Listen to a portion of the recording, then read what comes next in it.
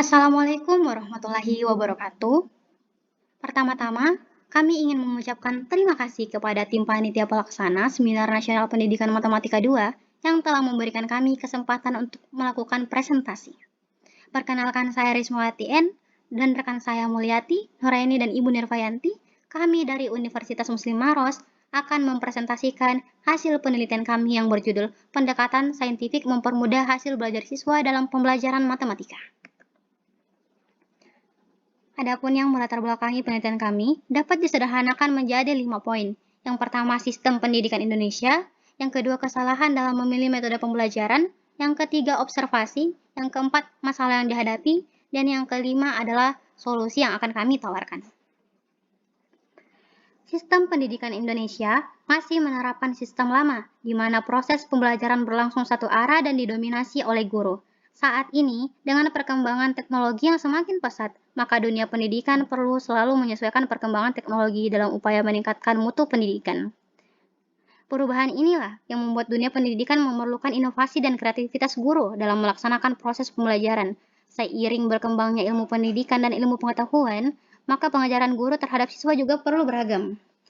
Tidak lagi monoton atau satu arah, yaitu di mana guru menjelaskan dan membiarkan siswa hanya duduk, diam, dan mendengarkan.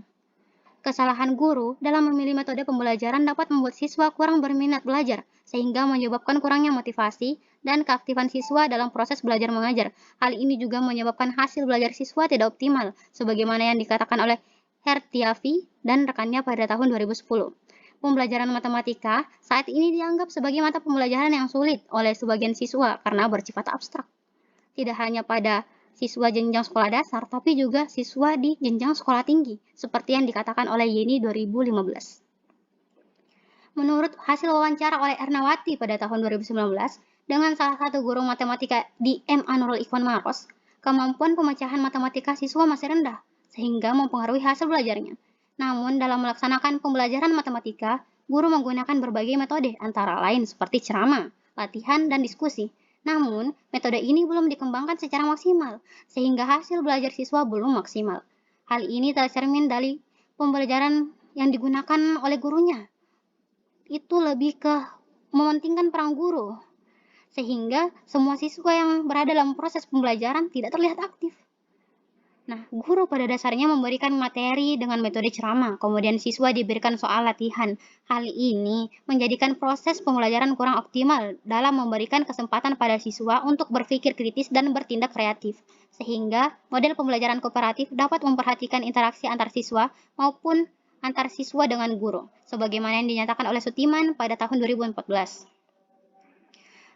Nah, untuk memperlancar interaksi antar siswa dan interaksi antar siswa dan guru, diperlukan suatu pendekatan pembelajaran. Salah satu pendekatan yang dapat digunakan adalah pendekatan saintifik.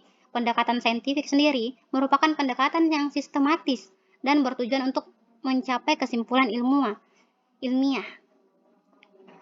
Pendekatan saintifik juga sering disebut dengan pendekatan induktif karena dalam prosesnya pendekatan saintifik dimulai dari pertanyaan khusus hingga mencapai ke kesimpulan yang bersifat umum, sebagaimana yang dinyatakan oleh Sujarwanta pada tahun 2012.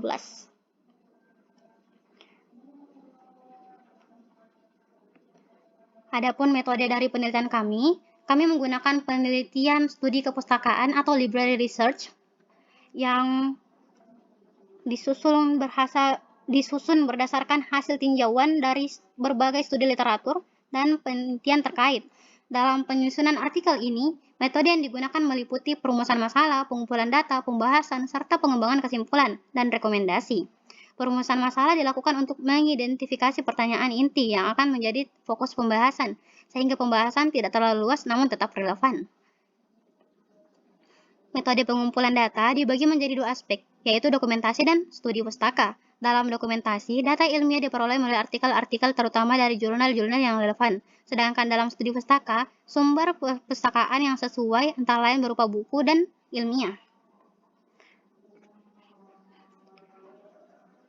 Sumber-sumber perpustakaan ini kemudian dianalisis dan dimasukkan dalam tinjauan literatur, yang merupakan bagian dari pembahasan. Pembahasan berikut mengacu pada informasi yang terdapat dalam tinjauan pustaka. Langkah selanjutnya adalah analisis dan penyajian data, yaitu Data dari sumber pustaka yang disederhanakan dan diinterpretasikan dari studi pustaka, dikumpulkan secara cermat dan rinci sesuai hasil analisis.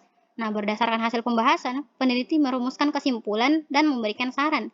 Saran tersebut memiliki makna sebagai rekomendasi untuk pengembangan dan berbagai hal yang akan ditujukan untuk bahan penelitian lebih lanjut. Adapun hasil penelitian dan pembahasan pada penelitian kami, yang pertama membahas tentang pendekatan saintifik.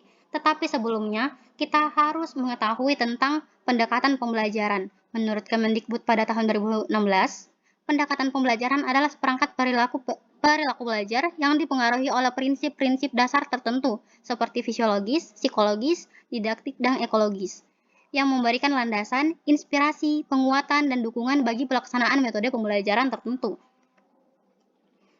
Pembelajaran dengan pendekatan saintifik merupakan serangkaian langkah yang diawali dengan observasi, mengidentifikasi atau menemukan suatu masalah, dan diakhiri dengan perumusan masalah yang dikumpulkan dan perumusan hipotesis di mana siswa terlibat aktif dalam pembentukan konsep, hukum, atau prinsip, mengumpulkan data menggunakan berbagai teknik, melakukan analisis data, menarik kesimpulan, dan mengkomunikasikan konsep hukum dan prinsip yang ditemukan, sebagaimana yang dinyatakan oleh Diani pada tahun 2016. Oleh karena itu, kondisi pembelajaran yang kita mengharapkan bahwa siswa ini terdorong untuk mencapai hasil pembelajaran yang lebih tinggi lagi. Nah, adapun penerapan pendekatan saintifik terhadap hasil belajar matematika. Dilihat dari beberapa penelitian yang dilakukan, seperti hasil tes dari Ernawati tahun 2019 yang dilakukan dengan rekan-rekannya, terlihat hasil tes keseluruhan belajar siswa setelah diajar sesuai dengan model pembelajaran kooperatif dengan pendekatan saintifik mengalami perubahan yang positif.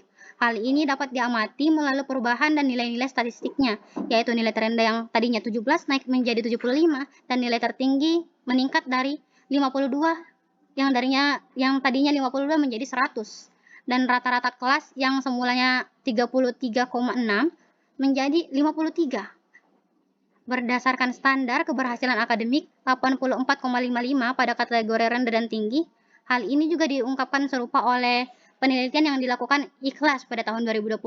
Kelompok yang menggunakan pendekatan saintifik memperoleh skor rata-rata sebesar 76,74,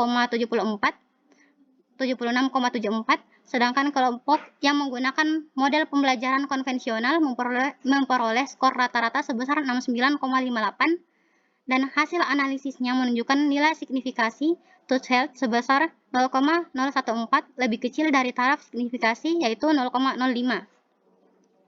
Hal ini juga selaras dengan yang diungkapkan oleh Musfikon dan Nurdiansyah pada tahun 2015, bahwa dengan metode pembelajaran tradisional, setelah 15 menit, siswa hanya mengingat 10% informasi yang diajarkan oleh guru dan hanya memahami sekitar 25% konteks. Namun, dengan pembelajaran berbasis saintifik, tingkat ingatannya menjadi jauh lebih tinggi. Setelah 2 hari, ia berada di atas 90% dan tingkat pemahaman konteksnya antara 50 dan 70%. Berdasarkan hasil penelitian dan pembahasan yang telah dilakukan, maka peneliti mengambil beberapa kesimpulan, yaitu model pendekatan saintifik efektif diterapkan pada mata pembelajaran matematika, dampak penerapan pendekatan pembelajaran saintifik terhadap hasil belajar siswa sudah terlihat jelas, dan diyakini bahwa pendekatan saintifik dapat meningkatkan hasil belajar siswa. Mungkin itu yang bisa kami sampaikan dalam penelitian kami dan presentasi kami pada kesempatan kali ini. Kami dari tim peneliti berharap bahwa penelitian kami dapat membantu khalayak ramai. Mungkin itu dari kami. Sekian, Assalamualaikum warahmatullahi wabarakatuh.